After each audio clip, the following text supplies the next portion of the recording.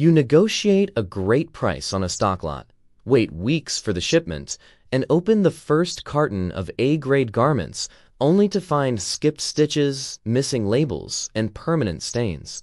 The merchandise is unsellable, and your capital is locked up. These surplus lots originate from massive manufacturing hubs, where canceled orders and buffer units are generated on a rapid industrial scale. To move this volume quickly, the market relies on grading labels like A grade and B grade. These are commercial classifications used to communicate quality levels, not legally binding international standards. Without a universal standard, one supplier's premium A grade is another supplier's B grade. If you buy based on the label alone without defining the specifics, you leave your profit margins vulnerable to their interpretation. This comparison matrix shows the disconnect between what you are promised and what actually arrives. A supplier guarantees 100% flawless items, but a bulk delivery breaks down to 80% A grade, 15% B grade, and 5% rejects. This discrepancy lets suppliers slip B grade pieces into premium orders, masking them behind pristine boxes. To protect your purchase, we will map out the exact physical differences between these grades and build a verification process you can use to audit any supplier's lot. Relying on a supplier's unverified classification transfers the profit margin out of your business and deposits it directly into theirs. In the context of new export surplus, true A grade it has a specific, strict definition. These are factory-fresh garments that should look and perform exactly as they were originally designed for the international buyer. A piece qualifies as A grade only if it has 0 visible fabric defects at a normal viewing distance, clean stitching, and intact labels. It must be ready for resale to a retail customer without a single repair or pressing. Even with strict sorting, a legitimate A grade lot will have some variance. Suppliers typically average a 3 to 7% rejection rate within these premium lots, and you have to factor that expected variance into your valuation. B-grade garments, by contrast, are those that fail the strict visual requirements for A-grade, but remain commercially usable. They have visible signs of minor issues that require some form of intervention before they can be sold. This split-screen scorecard illustrates the exact physical thresholds dividing the two. Left, A-grade requires 0 visible defects and low variance. Right, B-grade allows for specific minor imperfections while maintaining functional structure, like small washable stains, slight shade deviations, or an uneven hem. These garments have a legitimate purpose. They are highly suitable for outlet sales, emerging export markets, or repair and resell operations that understand exactly what they are buying. B-grade inventory is a useful tool for the right buyer. The financial loss occurs when you pay A-grade prices for items that carry these defects. Knowing the physical difference is only half the battle.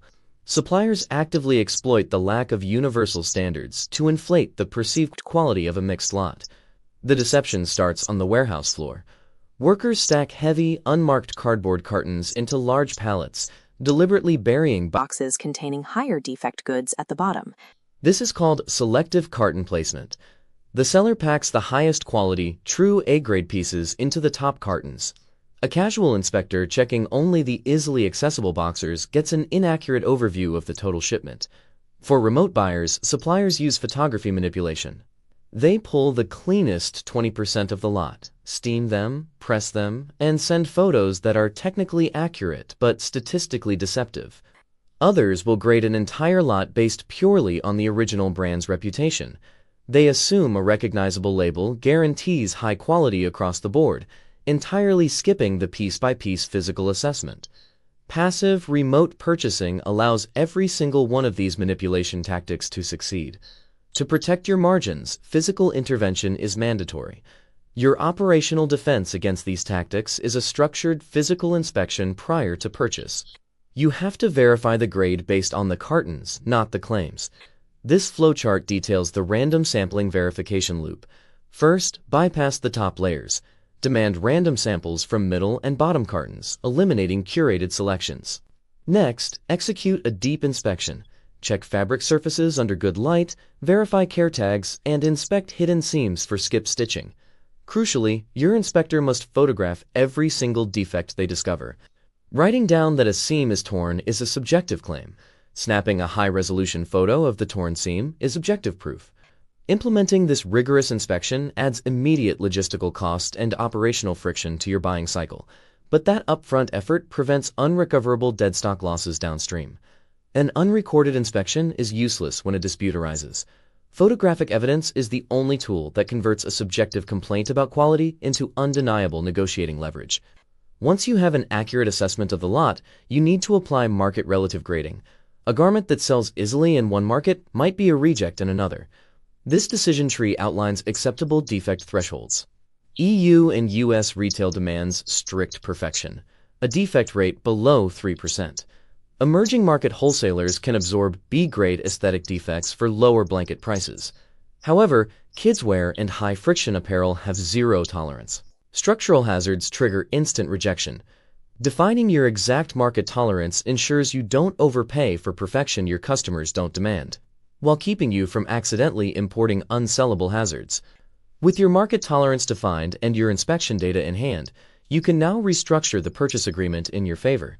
First, quantify the downgrade impact in exact commercial terms. Calculate the precise percentage and unit count of B-grade pieces your inspector found in the supposed A-grade lot. Use those exact numbers to counteroffer with a tiered price structure.